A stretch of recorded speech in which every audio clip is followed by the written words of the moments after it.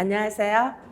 오늘 모멘토 몰이라는 주제를 가지고 여러분을 만나게 된 주민연사 김영숙입니다. 저는 사진을 보면 제가 여러분들한테 꽃바구니를 만들어 가지고 오늘 만남을 축하하기 위해서 전해드리고 싶습니다. 그럼 제 소개를 해볼까요? 저는 간호사로서 정년을 했습니다. 그리고 주민 연사 역량 교육을 통해서 이렇게 여러분 앞에 서게 됐습니다. 저는 제 이름은 꽃처럼 아름답고 맑은 영혼을 가지고 인생을 살으라는 아버지의 염원이 담긴 이름을 가지고 있습니다. 그럼 모멘토 모리는 과연 뭘까요? 여러분은 혹시 자신의 죽음에 대해서 생각해 보신 적이 있으신가요? 모멘토 모리는 라틴어로 인간은 반드시 죽는다, 사라진다. 그러니 항상 너의 죽음에 대해서 기억하라 라는 뜻입니다. 그래서 앞으로 제가 경험했던 그런 임종의 한 3가지 유형을 가지고 여러분에게 얘기를 하고자 합니다. 첫 번째가 저희 아버지에 대한 거예요. 저는 19살 때, 저희 아버지는 45세 때 간경화라는 진단을 받으셨어요. 그래서 2년 동안 투병 생활을 하시고 결국 임종을 하셨는데, 지금 생각하니까 저희 아버지 너무 젊으셨을 때 돌아가셨구나 하는 생각을 하게 됩니다. 그런데 저희 아버지는 한 번도 죽는다는 사실을 인지하지 않으셨고 오히려 회피하셨고 거부하셨어요. 그래서 돌아가시기 이틀 전만 해도 저를 앉혀놓고 내가 빨리 나와서 너네들하고 같이 엄마랑 뭐 동생들이랑 우리 놀이동산 놀러 가자 그러면서 저한테 우리가 행복하게 얼마나 재밌게 살 수 있는가에 대해서 말씀해 주셨어요. 그리고는 간경화이기 때문에 복수가 차고 복수가 차니까 숨을 쉬기가 어려웠고 그런 상황에서 너무너무 고통을 받으시다가 돌아가시게 됐어요. 그래서 저희한테나 저희 어머니한테 유언 한마디 하시지 못하고 그렇게 돌아가셔서 제가 생각이 굉장히 많았어요. 그때 제가 처음으로 죽음에 대해서 많은 생각을 하게 되었고 그리고는 제가 간호학을 전공을 하게 돼서 이제 간호사로서 제가 2번째 임종을 하는 유형을 만납니다. 제가 이때는 안전이 20대 한 초중반 그래서 안전 초년생이었어요. 그래서 제가 담당하는 환자가 30세 이암 환자로 박요한이라는 카톨릭 세례명을 이름으로 가지고 있는 남자 환자분이었어요. 지금 생각하면 이 암으로 30살이 암을 가졌다는 것도 그때는 굉장히 희귀했고 그걸로 또 죽는다는 것도 굉장히 있을 수가 없는 일이었는데 이분은 종교적인 힘이었는지 자기가 그 위암이 치유되지 않는다는 걸 알고 죽음을 준비하셨던 분이에요. 그래서 이미 이제 가족들하고도 임종에 대해서 다 이제 준비를 하고 있었던 상황인데 이분이 인공호흡기를 하고 계셨어요. 근데 오늘 저한테 계속 저를 이제 말을 못 하시니까 손짓으로 막 부르시는 거예요. 가서 무슨 일이세요? 그랬더니 이거 호흡기를 좀 빼달라고 이렇게 손짓으로 말씀을 하셨어요. 이미 이제 죽음을 준비하고 계셨던 분이라서 의사하고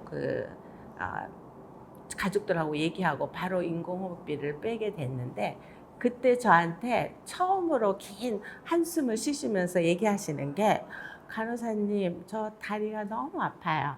그러니 제 다리 밑에다가 벽에 좀 넣어주시겠어요? 이렇게 얘기하시는 거예요. 저는 정말 그 초년 신규 간호사로서 이렇게 임종을 앞둔 환자여도 인공호흡기를 하고 있는 환자여도 신체적인 그런 불편감, 육체적 간호가 굉장히 중요한데 나는 그걸 등한시하고 있었구나. 굉장히 커다란 그런 울림이 있었어요.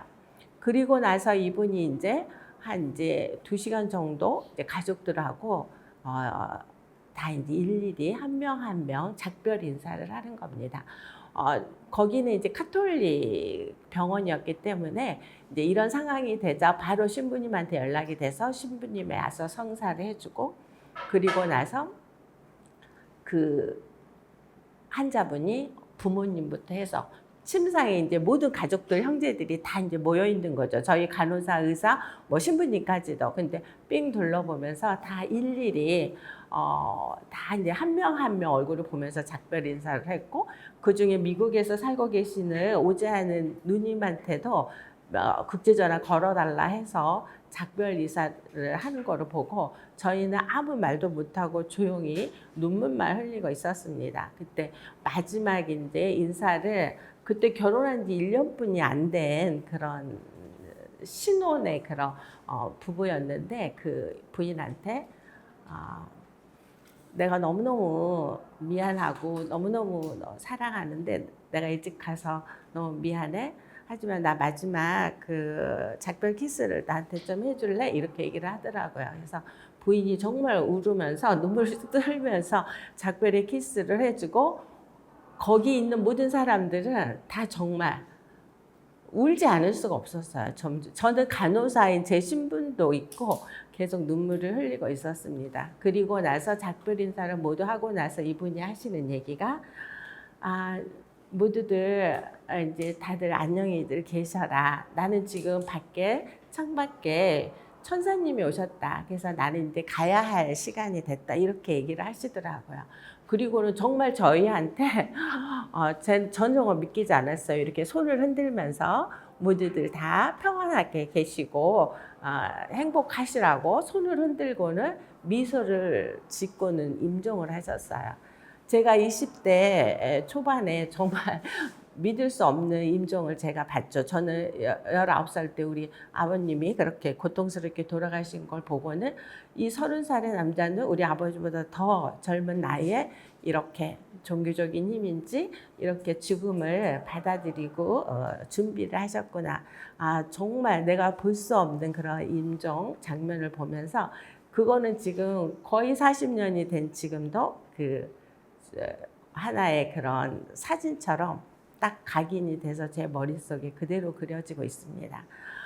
그리고 이분의 이제 이걸 두 번째를 받고, 세 번째는 제가 이제 한 50대 중반 정도 제 이제 이웃인 친구의 시어머니죠. 시어머니의 죽음입니다. 90세에 된 이분은 아이를 계속 결혼하고 나서, 그때는 아들을 꼭 낳아야 되는 딸이라서 계속 딸을 낳았어요. 그래서 7명을 딸을 낳고, 그 다음에 8번째 임신을 했을 때 남편이 돌아가시게 됩니다. 그래서 혼자 아이를 낳고, 혼자 아이를 낳아보니까 그 아이가 아들이었던 거예요. 그리고 나서는 이제 너무 힘든 삶을 사시다가 90세에 돼서 이제 너무 노쇠해져서 이제 임종을 맞이하시는데, 이 며느리가 하는 얘기가, 임종할 때 아들의 품에 안겨서 거실에 이렇게 앉아 계시고, 다들 이제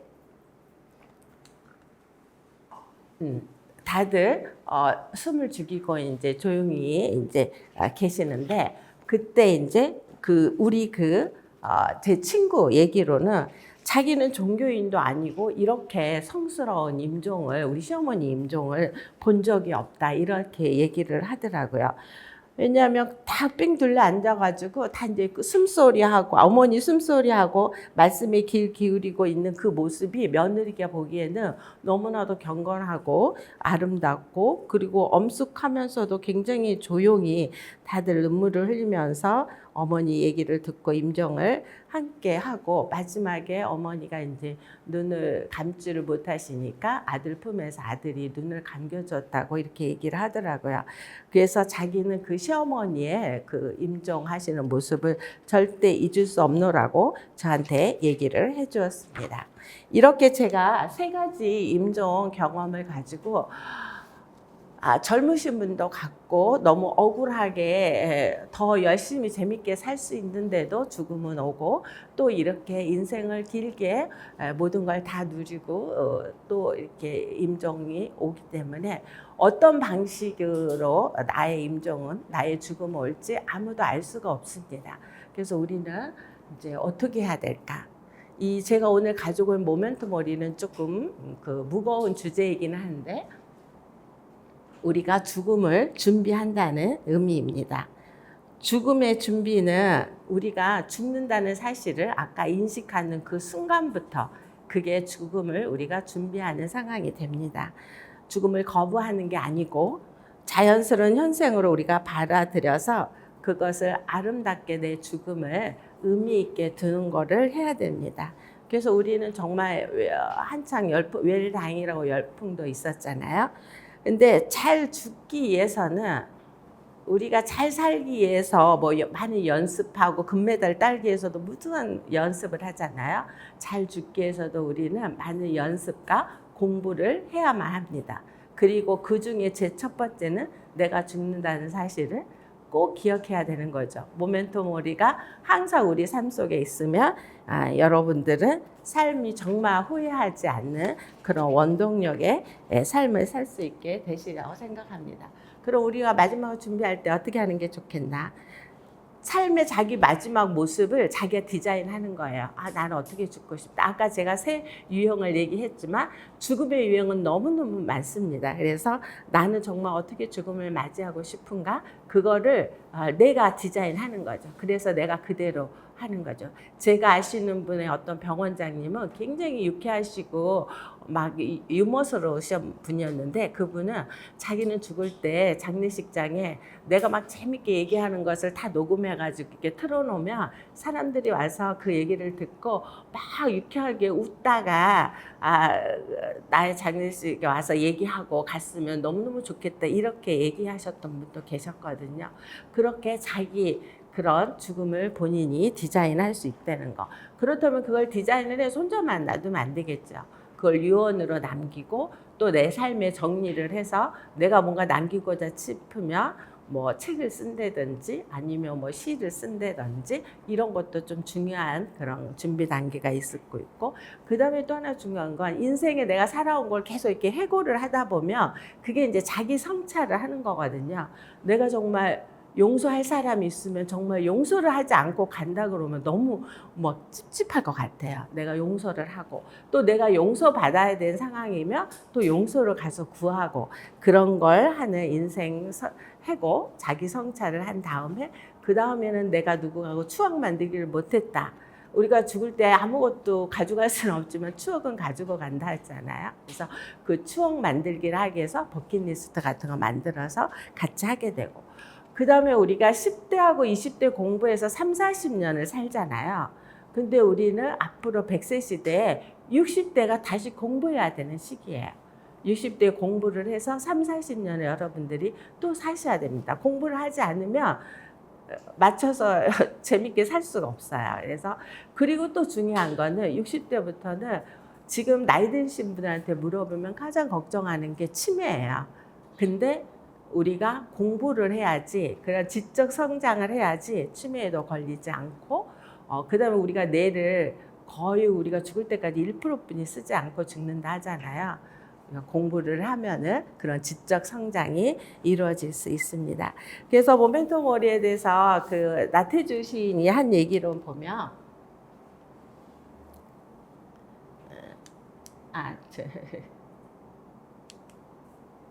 천문학자 세이건 칼이라는 분이 있는데 그분이 사진을 그 더 페일 블루 닷 이게 뭐냐면 지구예요. 저기 그림을 보면은 굉장히 조그만한 점이 있는데 그게 우리 이제 이 천문학자가 그 우주 탐험선을 보내가지고 그거를 지구를 거의 명왕성 근처에서 지구를 바라보고 찍은 사진입니다.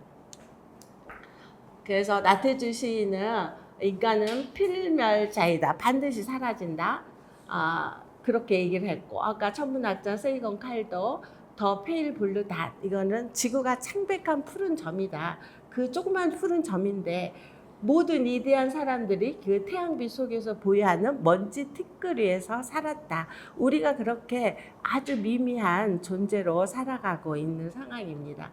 그래서 내 삶의 주체로서 그런 어떤 원하는 방식이 뭔지를 생각해 보는 시간을 좀 가져보면 될 것 같고요. 스티브 잡스가 한 얘기를 마지막으로 하겠습니다.